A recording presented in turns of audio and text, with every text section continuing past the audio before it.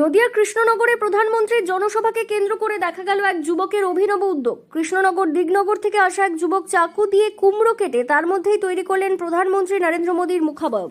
মাত্র 2 ঘন্টার পরিশ্রমে তৈরি এই শিল্পকর্ম ইতিমধ্যেই উপস্থিত মানুষের নজর কেড়েছে। যুবক জানান তিনি পেশায় একজন রাঁধুনি এবং বর্তমানে বেঙ্গালুরুতে একটি হোটেলে কাজ করেন। ভোট দেওয়ার উদ্দেশ্যে নিজের বাড়িতে ফিরে এসে তিনি অভিনব শিল্পকর্ম তৈরি করেন।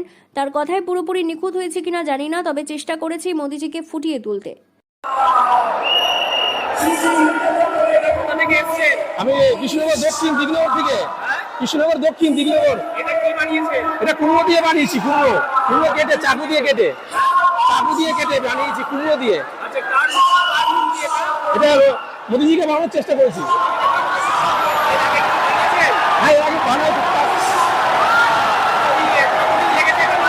এটা 2 ঘন্টা। কুমড়ো চাকু দিয়ে কেটে। হ্যাঁ, ওনাকে দেখানোর জন্য। উনিকে আর অনেকবার বানিয়েছি, ঘরে বানাতাম। পেশায় হচ্ছে হোটেল শিল্প, হোটেলের কুক,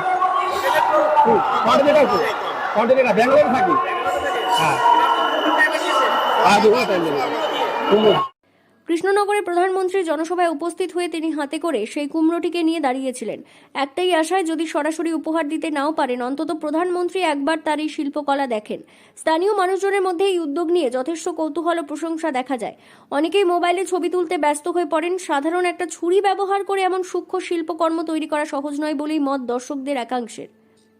নির্বাচনী আবহে এই ধরনের সৃজনশীল প্রচার নতুন নয়, তবে কুমড়োর মধ্যে এইভাবে প্রধানমন্ত্রী নরেন্দ্র মোদীর মুখ ফুটিয়ে তোলার ঘটনা নিঃসন্দেহে অভিনব।